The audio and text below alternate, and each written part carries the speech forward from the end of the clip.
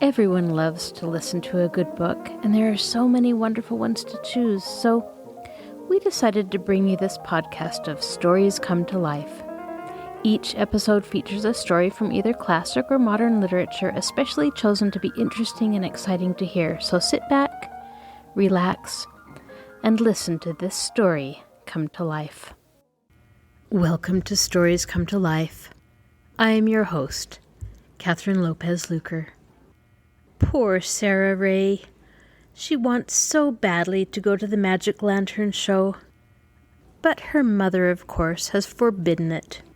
But because her mother will be out of town, she succumbs to the temptation the story girl proposes to sneak out and go anyway. But that leads to the story girl imposing a strict penance on herself. Was the price of urging someone to disobedience worth it? You'll have to decide. Now sit back, relax, and listen to this story come to life. The Story Girl by L.M. Montgomery. Chapter 10. A Daughter of Eve. I hate the thought of growing up, said the story girl reflectively, because I can never go barefooted then, and nobody will ever see what beautiful feet I have. She was sitting, the July sunlight, on the ledge of the open hayloft window in Uncle Roger's big barn, and the bare feet below her print skirt were beautiful. They were slender and shapely and satin smooth with arched insteps, the daintiest of toes, and nails like pink shells. We were all in the hayloft. The story girl had been telling us a tale of old, unhappy, far-off things and battles long ago. Felicity and Cecily were curled up in a corner, and we boys sprawled idly on the fragrant, sun-warmed heaps. We had stowed the hay in the loft that morning for Uncle Roger, so we felt that we had earned the right to loll on our sweet-smelling couch. Haylofts are delicious places, with just enough of shadow and soft, uncertain noises to give an agreeable tang of mystery. The swallows flew in and out of their nest above our heads, and whenever a sunbeam fell through a chink, the air swarmed with golden dust. Outside of the loft was a vast, sunshiny gulf of blue sky and mellow air, wherein floated argosies of fluffy cloud and airy tops of maple and spruce. Pat was with us, of course, prowling about stealthily or making frantic bootless leaps at the swallows. A cat in a hayloft is a beautiful example of the eternal fitness of things. We had not heard of this fitness then, but we all felt that Patty was in his own place in a hayloft. I think it's very vain to talk about anything you have yourself being beautiful, said Felicity. I'm not a bit vain, said the story girl, with entire truthfulness. It is not vanity to know your own good points. It would just be stupidity if you didn't. It's only vanity when you get puffed up about them. I'm not a bit pretty. My only good points are my hair and eyes and feet. So I think it's real mean that one of them has to be covered up the most of the time. I'm always glad when it gets warm enough to go barefooted. But when I grow up, they'll have to be covered all the time. It is mean. You'll have to put your shoes and stockings on when you go to the Magic Lantern show tonight, said Felicity in a tone of satisfaction. Oh, I don't know that. I'm thinking of going barefooted. Oh, you wouldn't, Sarah Stanley. You're not in earnest, exclaimed Felicity, her blue eyes filling with horror. The story girl winked with the side of her face next to Felix and me, but the side next to the girls changed not a muscle. She dearly loved to get a rise out of Felicity now and then. Indeed I would if I just made up my mind to. Why not? Why not bare feet if they're clean, as well as bare hands and face? Oh, you wouldn't! It would be such a disgrace, said poor Felicity in real distress. "We went to school barefooted all June," argued that wicked story girl. "What is the difference between going to the schoolhouse barefooted in the daytime and going in the evening?" "Oh, there's every difference. I can't explain it, but everyone knows there's a difference. You know it yourself. Oh, please don't do such a thing, Sara." "Well, I won't. Just to oblige you," said the story girl, who would have died the death before she would have gone to a public meeting barefooted. We were all rather excited over the magic lantern show, which an itinerant lecturer was to give in the schoolhouse that evening. Even Felix and I, who had seen such shows galore, were interested, and the rest were quite wild. There had never been such a thing in Carlisle before. We were all going, Peter included. Peter went everywhere with us now. He was a regular attendant at church and Sunday school, where his behavior was as irreproachable as if he had been raised in the caste of Verdever. It was a feather in the story girl's cap, for she took all the credit of having started Peter on the right road. Felicity was resigned, although the fatal patch on Peter's best trousers was still an eyesore to her. She declared she never got any good of the singing, because Peter stood up then and everyone could see the patch. Mrs. James Clark, whose pew was behind ours, never took her eye off it, or so Felicity averred. But Peter's stockings were always darned.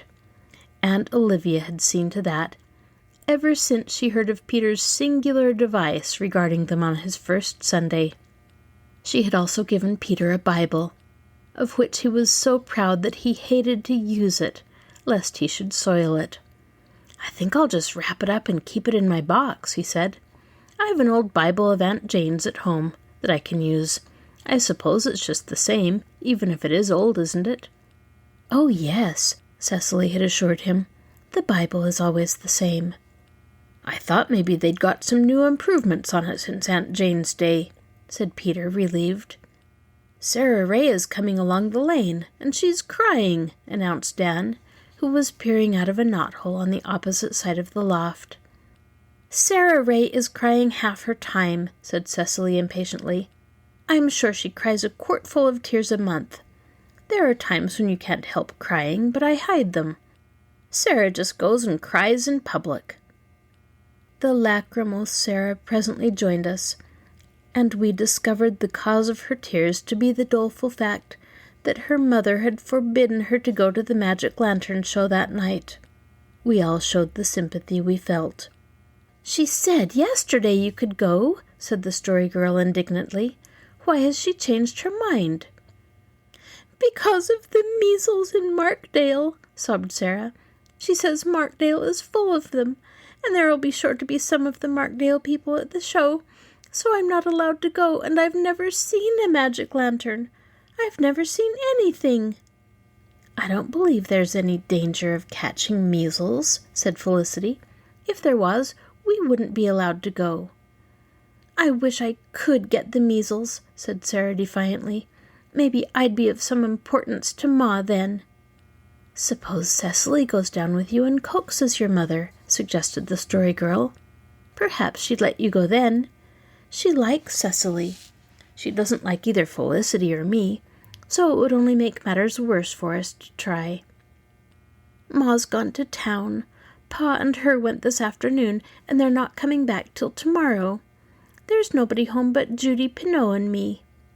"Then," said the story girl, "why don't you just go to the show anyhow? Your mother won't ever know, if you coax Judy to hold her tongue."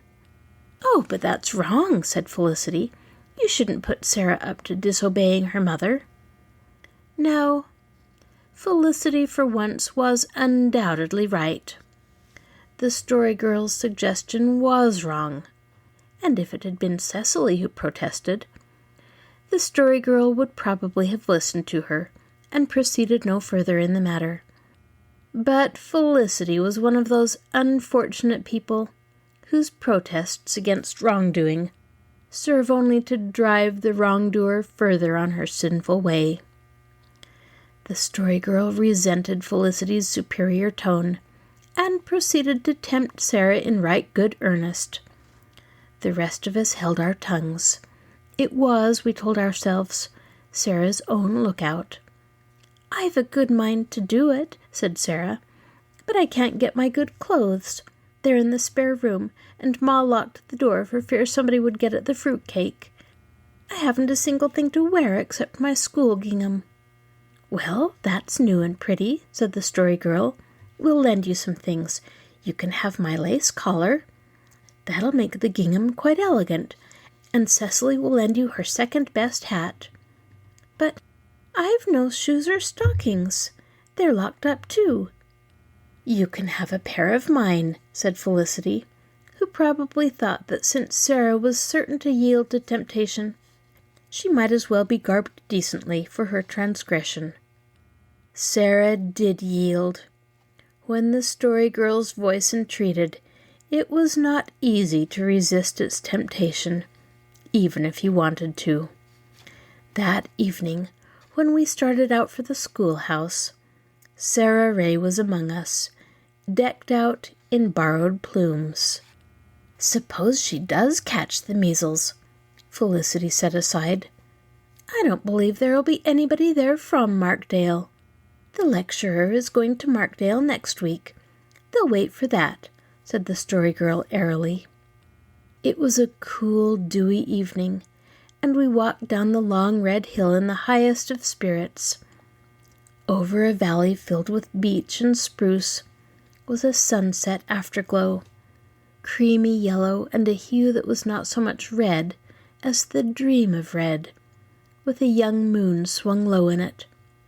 The air was sweet with the breath of mown hayfields, where swaths of clover had been steeping in the sun. Wild roses grew pinkly along the fences, and the roadsides were star-dusted with buttercups. Those of us who had nothing the matter with our consciences enjoyed our walk to the little whitewashed schoolhouse in the valley.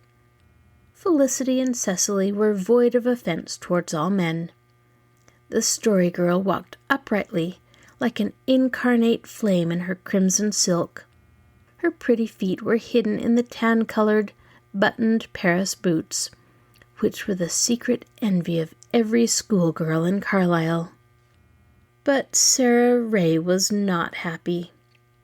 Her face was so melancholy that the Story Girl lost patience with her. The Story Girl herself was not altogether at ease. Perhaps her own conscience was troubling her, but admit it she would not. "Now, Sara," she said, "you just take my advice and go into this with all your heart, if you go at all. Never mind if it's bad. There's no use being naughty if you spoil your fun by wishing all the time you were good. You can repent afterwards, but there is no use in mixing the two things together." "Oh, I'm not repenting," protested Sara. "I'm only scared of Ma finding it out." "Oh!" The Story Girl's voice expressed her scorn. For remorse she had understanding and sympathy, but fear of her fellow creatures was something unknown to her. "Didn't Judy Pineau promise you solemnly she wouldn't tell?" "Yes, but maybe someone who sees me there will mention it to Ma." "Well, if you're so scared, you'd better not go. It isn't too late. Here's your gate," said Cecily. But Sara could not give up the delights of the show, so she walked on, a small, miserable testimony that the way of the transgressor is never easy, even when said transgressor is only a damsel of 11. The magic lantern show was a splendid one. The views were good and the lecturer witty. We repeated his jokes to each other all the way home. Sara, who had not enjoyed the exhibition at all, seemed to feel more cheerful when it was over, and she was going home. The Story Girl, on the contrary, was gloomy. "There were Markdale people there," she confided to me, "and the Williamsons live next door to the Cowans, who have the measles. I wish I'd never egged Sara on to going, but don't tell Felicity I said so. If Sara Ray had really enjoyed the show, I wouldn't mind, but she didn't. I could see that. So I've done wrong and made her to do wrong. and there's nothing to show for it. The night was scented and mysterious. The wind was playing an eerie, fleshless melody in the reeds of the brook hollow. The sky was dark and starry, and across it the Milky Way flung its shimmering, misty ribbons. "There's 400 million stars in the Milky Way," quoth Peter, who frequently astonished us by knowing more than any hired boy could be expected to. He had a retentive memory, and never forgot anything he heard or read. The few books left to him by his oft-referred-to Aunt Jane had stocked his mind with a miscellaneous information which sometimes made Felix and me doubt if we knew as much as Peter after all. Felicity was so impressed by his knowledge of astronomy that she dropped back from the other girls and walked beside him. She had not done so before because he was barefooted. It was permissible for hired boys to go to public meetings, when not held in the church, with bare feet, and no particular disgrace attached to it. But Felicity would not walk with a barefooted companion. It was dark now, so nobody would notice his feet. "I know a story about the Milky Way," said the story girl, brightening up. "I read it in a book of Aunt Louisa's in town, and I learned it off by heart. Once there were 2 archangels in heaven, named Sara and Zulamith." "Have angels names, same as people?" interrupted Peter. "Yes, of course they must have. They'd be all mixed up if they hadn't. And when I'm an angel, if I ever get to be one, will my name still be Peter?" "No, you'll have a new name up there," said Cecily gently. "It says so in the Bible." "Well, I'm glad of that. Peter would be such a funny name for an angel. And what's the difference between angels and archangels?" "Oh, archangels are angels that have been angels for so long that they've had time to grow better and brighter and more beautiful than our newer angels," said the story girl, who probably made up that explanation on the spur of the moment, just to pacify Peter. "How long does it take for an angel to grow into an archangel?" pursued Peter. "Oh, I don't know. Millions of years, likely, and even then I don't suppose all the angels do. A good many of them must just stay plain angels, I expect." "I shall be satisfied to be just a plain angel," said Felicity modestly. "Oh, see here. If you're going to interrupt and argue over everything, we'll never get the story told," said Felix. "Dry up, all of you, and let the story girl go on." We dried up, and the story girl went on. Sara and Zulamith loved each other, just as mortals love, and this is forbidden by the laws of the Almighty. And because Sara and Zulamith had so broken God's law, they were banished from his presence to the uttermost bounds of the universe. If they had been banished together, it would have been no punishment. So Sara was exiled to a star on one side of the universe, and Zulamith was sent to a star on the other side of the universe, and between them was a fathomless abyss which thought itself could not cross. Only one thing could cross it, and that was love. Zulamith yearned for Sara with such fidelity and longing that he began to build up a bridge of light from his star, and Sara, not knowing this, but loving and longing for him, began to build a similar bridge of light from her star. For 1,000,000 years they both built the bridge of light, and at last they met and sprang into each other's arms. Their toil and loneliness and suffering were all over and forgotten, and the bridge they had built spanned the gulf between their stars of exile. Now, when the other archangels saw what had been done, they flew in fear and anger to God's white throne and cried to him, "See what these rebellious ones have done. They have built them a bridge of light across the universe and set thy decree of separation at naught. Do thou then stretch forth thine arm and destroy their impious work." They ceased, and all heaven was hushed. Through the silence sounded the voice of the Almighty. "Nay," he said, "whatsoever in my universe true love hath builded, not even the Almighty can destroy. The bridge must stand forever." And, concluded the Story Girl, her face upturned to the sky, and her big eyes filled with starlight, "it stands still. That bridge is the Milky Way."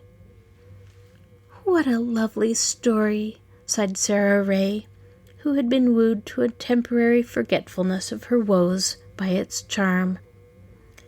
The rest of us came back to earth, feeling that we had been wandering among the hosts of heaven. We were not old enough to appreciate fully the wonderful meaning of the legend, but we felt its beauty and its appeal.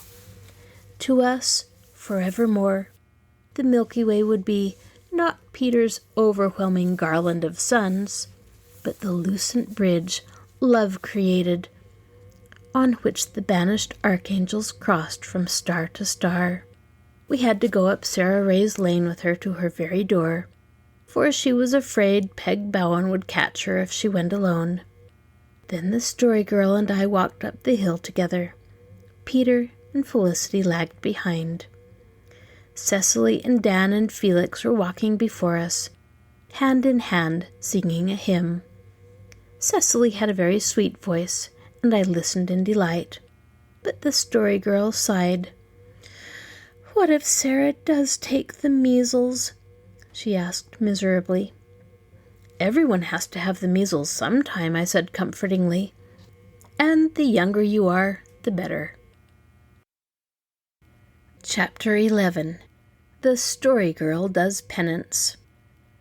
10 days later, Aunt Olivia and Uncle Roger went to town one evening, to remain overnight and the next day. Peter and the Story Girl were to stay at Uncle Alex's during their absence. We were in the orchard at sunset, listening to the story of King Cophetua and the beggar maid, all of us except Peter, who was hoeing turnips, and Felicity, who had gone down the hill on an errand to Mrs. Ray.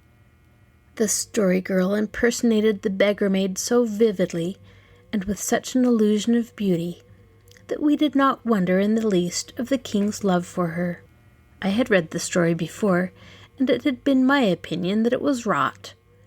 No king, I felt certain, would ever marry a beggar maid when he had princesses galore from which to choose. But now I understood it all. When Felicity returned, we concluded from her expression that she had news. And she had. "Sara is real sick," she said with regret, and something that was not regret mingled in her voice. "She has a cold and sore throat, and she's feverish. Mrs. Ray says if she isn't better by morning, she's going to send for the doctor. And she is afraid it's the measles." Felicity flung the last sentence at the Story Girl, who turned very pale. Oh, do you suppose she caught them at the magic lantern show?" she said miserably. "Where else could she have caught them?" said Felicity mercilessly. "I didn't see her, of course. Mrs. Ray met me at the door and told me not to come in. But Mrs. Ray says the measles always go awful hard with the Rays. If they don't die completely of them, it leaves them deaf or half blind or something like that. Of course," added Felicity, her heart melting at the sight of the misery in the Story Girl's piteous eyes, "Mrs. Ray always looks on the dark side, and it may not be the measles Sara has after all." But Felicity had done her work too thoroughly. The Story Girl was not to be comforted. "I'd give anything if I'd never put Sara up to going to that show," she said. "It's all my fault. But the punishment falls on Sara, and that isn't fair. I'd go this minute and confess the whole thing to Mrs. Ray, but if I did, it might get Sara into more trouble, and I mustn't do that. I shan't sleep a wink tonight." I don't think she did. She looked very pale and woebegone when she came down to breakfast. But for all that, there was a certain exhilaration about her. "I'm going to do penance all day for coaxing Sara to disobey her mother," she announced with chastened triumph. "Penance?" we murmured in bewilderment. "Yes, I'm going to deny myself everything I like and do everything I can think of that I don't like, just to punish myself for being so wicked, and if any of you think of anything I don't, just mention it to me. I thought it out last night. Maybe Sara won't be so very sick, if God sees I'm truly sorry." "He can see it anyhow without your doing anything," said Cecily. "Well, my conscience will feel better." "I don't believe Presbyterians ever do penance," said Felicity dubiously. "I never heard of one doing it." But the rest of us rather looked with favor on the Story Girl's idea. We felt sure that she would do penance as picturesquely and thoroughly as she did everything else. "You might put peas in your shoes, you know," suggested Peter. "The very thing! I never thought of that. I'll get some after breakfast. I'm not going to eat a single thing all day except bread and water, and not much of that." This, we felt, was a heroic measure indeed. To sit down to one of Aunt Janet's meals in ordinary health and appetite, and eat nothing but bread and water, that would be penance with a vengeance. We felt we could never do it. But the Story Girl did it. We admired and pitied her. But now I do not think that she either needed our pity or deserved our admiration. Her humble fare was really sweeter to her than honey. She was, though quite unconsciously, acting a part, and tasting all the subtle joy of the artist, which is so much more exquisite than any material pleasure. Aunt Janet, of course, noticed the Story Girl's abstinence, and asked if she was sick. "No, I'm just doing penance, Aunt Janet, for a sin I committed. I can't confess it, because that would bring trouble on another person. So I'm going to do penance all day. You don't mind, do you?" Aunt Janet was in a very good humor that morning, so she merely laughed. "Not if you don't go too far with your nonsense," she said tolerantly. "Thank you. And will you give me a handful of hard peas after breakfast, Aunt Janet? I want to put them in my shoes." "There isn't any. I used the last in the soup yesterday." "Oh," the Story Girl was much disappointed. "Then I suppose I'll have to do without. The new peas wouldn't hurt enough. They're so soft they'd just squish flat." "I'll tell you," said Peter. "I pick up a lot of those little round pebbles on Mr. King's front walk. They'll be just as good as peas." "You'll do nothing of the sort," said Aunt Janet. "Sara must not do penance in that way. She would wear holes in her stockings, and she might seriously bruise her feet." "What would you say if I took a whip and whipped my bare shoulders till the blood came?" demanded the Story Girl, aggrieved. "I wouldn't say anything," retorted Aunt Janet. "I'd simply turn you over my knee and give you a sound, solid spanking, Miss Sara. You'd find that penance enough." The Story Girl was crimson with indignation. To have such a remark made to you when you were 14 and a half, and before the boys, too. Really, Aunt Janet could be very dreadful. It was vacation, and there was not much to do that day. We were soon free to seek the orchard, but the Story Girl would not come.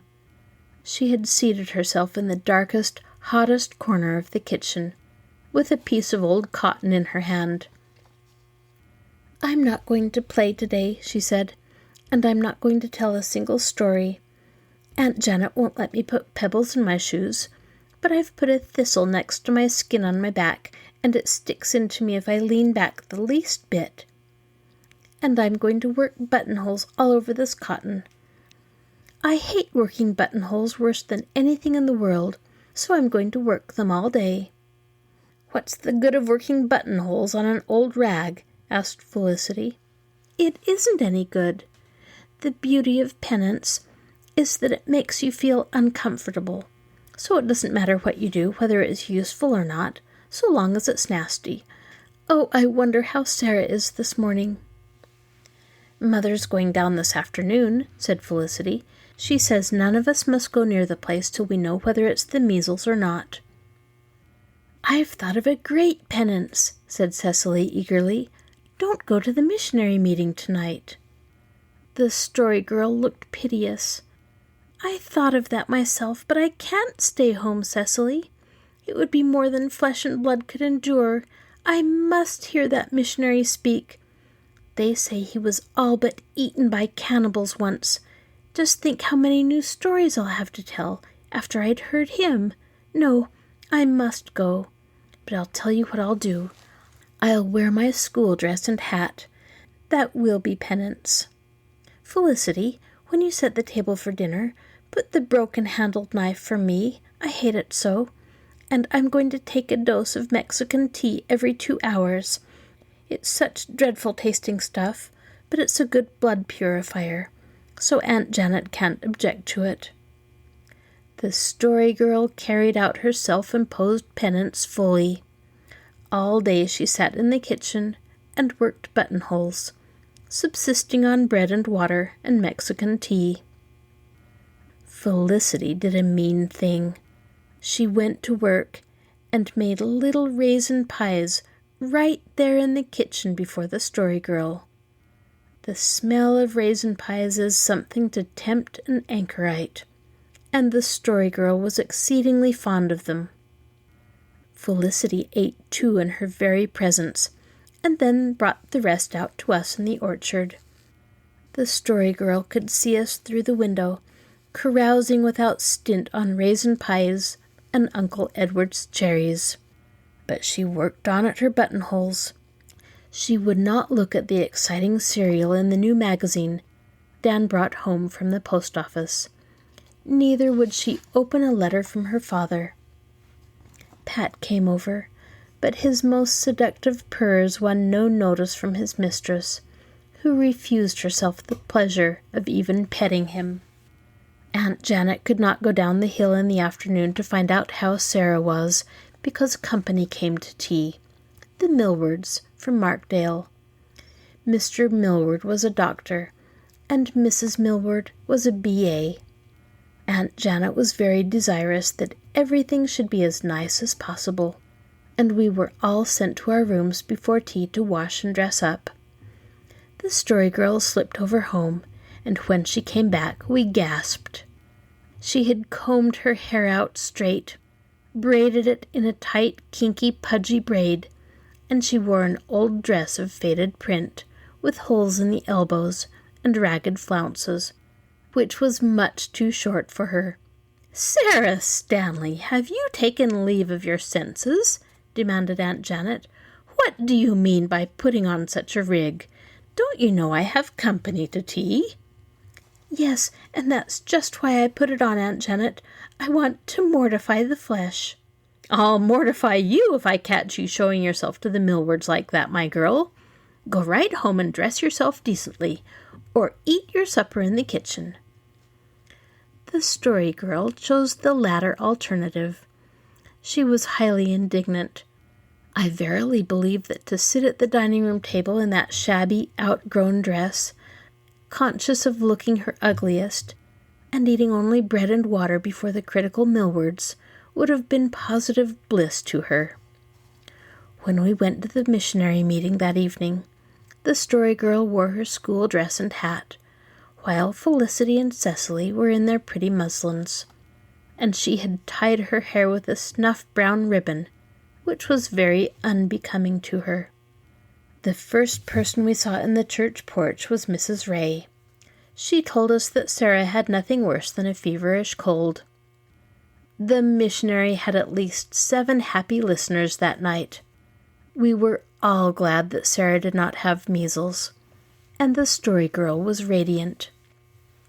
"Now you see all your penance was wasted," said Felicity as we walked home, keeping close together because of the rumor that Peg Bowen was about. "Oh, I don't know. I feel better since I punished myself. But I'm going to make up for it tomorrow," said the Story Girl energetically. In fact, I'll begin tonight. I'm going to the pantry as soon as I get home, and I'll read Father's letter before I go to bed. Wasn't the missionary splendid? That cannibal story was simply grand. I tried to remember every word, so that I can tell it just as he told it. Missionaries are such noble people." "I'd like to be a missionary and have adventures like that," said Felix. "It would be all right if you could be sure the cannibals would be interrupted in the nick of time as his were," said Dan. "But suppose they weren't?" "Nothing would prevent cannibals from eating Felix if once they caught him," giggled Felicity. "He's so nice and fat." I'm sure Felix felt very unlike a missionary at that precise moment. "I'm going to put 2 cents more a week in my missionary box than I have been doing," said Cecily determinedly. 2 cents more a week out of Cecily's egg money meant something of a sacrifice. It inspired the rest of us. We all decided to increase our weekly contribution by a cent or so, and Peter, who had no missionary box at all up to this time, determined to start one. "I don't seem to be able to feel as interested in missionaries as you folks do," he said. "But maybe if I begin to give something, I'll get interested. I want to know how my money's being spent. I won't be able to give much. When your father's run away and your mother goes out washing, and you're only old enough to get 50 cents a week, you can't give much to the missionary box. But I'll do the best I can. My Aunt Jane was fond of missions. I suppose I ought to give my money to the Methodists rather than to the Presbyterians." "If you want your money to go to a Methodist missionary, you can give it to the Methodist minister at Markdale. I guess the Presbyterians can get along without it," said Felicity. "Just smell Mrs. Sampson's flowers," said Cecily as we passed a trim of white paling close to the road, over which blew odors sweeter than the perfume of Araby's shore. "Her roses are all out, and that bed of Sweet William is a sight by daylight." "Sweet William is a dreadful name for a flower," said the Story Girl. "William is a man's name, and men are never sweet. There are a great many nice things, but they are not sweet and shouldn't be. That is for women. Oh, look at the moonshine on the road in that gap between the spruces. I'd like a dress of moonshine, with stars for buttons." "It wouldn't do," said Felicity decidedly. "You could see through it." Which seemed to settle the question of moonshine dresses effectually. Chapter 12. The Blue Chest of Rachel Ward. "It's out of the question," said Aunt Janet seriously. When Aunt Janet said seriously that anything was out of the question, it meant she was thinking about it, and would probably end up by doing it. If a thing really was out of the question, she merely laughed and refused to discuss it at all. The particular matter in or out of the question that opening day of August was a project which Uncle Edward had recently mooted. Uncle Edward's youngest daughter was to be married, and Uncle Edward had written over, urging Uncle Alec, Aunt Janet, and Aunt Olivia to go down to Halifax for the wedding and spend a week there. Uncle Alec and Aunt Olivia were eager to go, but Aunt Janet at first declared it was impossible. "How could we go away and leave the place to the mercy of all these young ones?" she demanded. "We'd come home and find them all sick, and the house burned down." "Not a bit of fear of it," scoffed Uncle Roger. "Felicity is as good a housekeeper as you are, and I shall be here to look after them all, and keep them from burning the house down. You've been promising Edward for years to visit him, and you'll never have a better chance. The haying is over, and the harvest isn't on, and Alec needs a change. He isn't looking well at all." I think it was Uncle Roger's last argument which convinced Aunt Janet. In the end, she decided to go. Uncle Roger's house was to be closed, and he and Peter and the Story Girl were to take up their abode with us. We were all delighted. Felicity in especial seemed to be in seventh heaven. To be left in sole charge of a big house with 3 meals a day to plan and prepare, with poultry and cows and dairy and garden to superintend, apparently furnished forth Felicity's conception of paradise. Of course, we were all to help, but Felicity was to run things, and she gloried in it. The Story Girl was pleased, too. "Felicity is going to give me cooking lessons," she confided to me as we walked in the orchard. "Isn't that fine? It will be easier when there are no grown-ups around to make me nervous and laugh if I make mistakes." Uncle Alec and aunts left on Monday morning. Poor Aunt Janet was full of dismal forebodings and gave us so many charges and warnings that we did not try to remember any of them. Uncle Alec merely told us to be good and mind what Uncle Roger said. Aunt Olivia laughed at us out of her pansy blue eyes and told us she knew exactly what we felt like and hoped we'd have a gorgeous time. "Mind they go to bed at a decent hour," Aunt Janet called back to Uncle Roger as she drove out of the gate, "and if anything dreadful happens, telegraph us." Then they were really gone, and we were all left to keep house. Uncle Roger and Peter went away to their work. Felicity at once set the preparations for dinner a-going, and allotted to each of us his portion of the service. The Story Girl was to prepare the potatoes. Felix and Dan were to pick and shell the peas. Cecily was to attend the fire. I was to peel the turnips. Felicity made our mouths water by announcing that she was going to make a roly-poly jam pudding for dinner. I peeled my turnips on the back porch, put them in their pot, and set them on the stove. Then I was at liberty to watch the others, who had longer jobs. The kitchen was a scene of happy activity. The Story Girl peeled her potatoes somewhat slowly and awkwardly, for she was not deft at household tasks. Dan and Felix shelled peas and tormented Pat by attaching pods to his ears and tail. Felicity, flushed and serious, measured and stirred skillfully. "I am sitting on a tragedy," said the Story Girl suddenly. Felix and I stared. We were not sure what a tragedy was, but we did not think it was an old blue wooden chest, such as the Story Girl was undoubtedly sitting on, if eyesight counted for anything. The old chest filled up the corner between the table and the wall. Neither Felix nor I had ever thought about it particularly. It was very large and heavy, and Felicity generally said hard things of it when she swept the kitchen. "This old blue chest holds a tragedy," explained the Story Girl. "I know a story about it." "Cousin Rachel Ward's wedding things are all in that old chest," said Felicity. Who was Cousin Rachel Ward? And why were her wedding things shut up in an old blue chest in Uncle Alex's kitchen? We demanded the tale instantly. The Story Girl told it to us as she peeled her potatoes. Perhaps the potatoes suffered. Felicity declared the eyes were not properly done at all. But the story did not. "It is a sad story," said the Story Girl, "and it happened 50 years ago, when Grandmother and Grandfather King were quite young. Grandmother's cousin Rachel Ward came to spend a winter with them.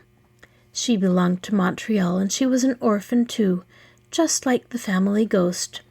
I've never heard what she looked like, but she must have been beautiful, of course. Mother says she was awful sentimental and romantic," interjected Felicity. "Well, anyway, she met Will Montague that winter. He was handsome. Everybody says so." "And an awful flirt," said Felicity. "Felicity, I wish you wouldn't interrupt. It spoils the effect. What would you feel like if I went and kept stirring things that didn't belong to it into that pudding? I feel just the same way. Well, Will Montague fell in love with Rachel Ward, and she with him, and it was all arranged that they were to be married from here in the spring. Poor Rachel was so happy that winter. She made all her wedding things with her own hands. Girls did then, you know, for there was no such thing as a sewing machine. Well, at last in April, the wedding day came, and all the guests were here, and Rachel was dressed in her wedding robes, waiting for her bridegroom, and—" The Story Girl laid down her knife and potato and clasped her wet hands. "Will Montague never came." We felt as much of a shock as if we had been one of the expectant guests ourselves. "What happened to him? Was he killed too?" asked Felix. The Story Girl sighed and resumed her work. "No, indeed. I wish he had been. That would have been suitable and romantic. No, it was just something horrid. He had to run away for debt. Fancy! He acted mean right through. Aunt Janet says he never even sent a word to Rachel, and she never heard from him again." "Pig!" said Felix forcibly. "She was broken-hearted, of course. When she found out what had happened, she took all her wedding things, and her supply of linen, and some presents that had been given to her, and packed them all away in this old blue chest. Then she went away back to Montreal and took the key with her. She never came back to the island again. I suppose she couldn't bear to. And she has lived in Montreal ever since, and never married. She's an old woman now, nearly 75, and this chest has never been opened since." "Mother wrote to Cousin Rachel 10 years ago," said Cecily, "and asked her if she might open the chest to see if the moths had gotten into it. There's a crack in the back as big as your finger." Cousin Rachel wrote back that if it wasn't for one thing that was in the trunk, she would ask Mother to open the chest and dispose of the things as she liked. But she could not bear that anyone but herself should see or touch that one thing. So she wanted it left as it was. Ma said she washed her hands of it, moths or no moths. She said if Cousin Rachel had to move that chest every time the floor had to be scrubbed, it would cure her of her sentimental nonsense. But I think, concluded Cecily, that I would feel just like Cousin Rachel in her place. "What was the one thing she couldn't bear anyone to see?" I asked. "Ma thinks it was her wedding dress, but Father says he believes it was Will Montague's picture," said Felicity. "He saw her put it in. Father knows some of the things that are in the chest. He was 10 years old, and he saw her pack it. There's a white muslin wedding dress, and a veil, and Felicity dropped her eyes and blushed painfully.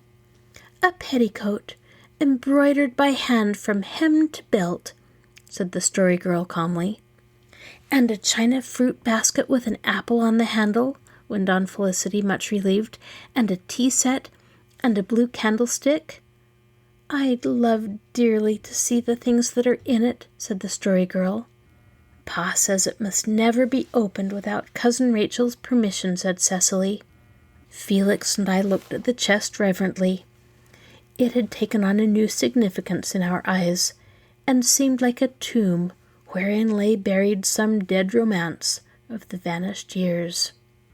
"What happened to Will Montague?" I asked. "Nothing," said the Story Girl viciously. "He just went on living and flourishing. He patched up matters with his creditors after a while, and came back to the island, and in the end he married a real nice girl with money and was very happy. Did you ever hear of anything so unjust?" "Beverly King!" suddenly cried Felicity, who had been peering into the pot. "You've gone and put the turnips on to boil, whole, just like potatoes." "Wasn't that right?" I cried in an agony of shame. "Right?" But Felicity had already whisked the turnips out and was slicing them, while all the others were laughing at me. I had added a tradition of my own account to the family archives. Uncle Roger roared when he heard it, and he roared again at night over Peter's account of Felix attempting to milk a cow. Felix had previously acquired the knack of extracting milk from the udder, but he had never before tried to milk a whole cow. He did not get on well. The cow tramped on his foot and finally upset the bucket. "What are you to do when a cow won't stand straight?" spluttered Felix angrily. "That's the question," said Uncle Roger, shaking his head gravely.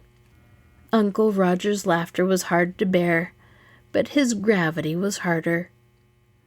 Meanwhile, in the pantry, the Story Girl, apron enshrouded, was being initiated into the mysteries of bread-making. Under Felicity's eyes she set the bread, and on the morrow she was to bake it. "The first thing you must do in the morning is knead it well," said Felicity, "and the earlier it's done the better, because it's such a warm night."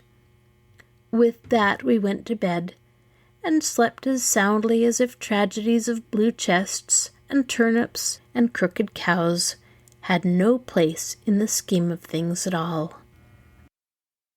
Thank you for joining us for this episode of Stories Come to Life. Be sure to join us next time when we continue to listen to The Story Girl by L.M. Montgomery. I'd love to hear from you, so please email me at kluker@marshallpl.org. I'll talk to you again soon.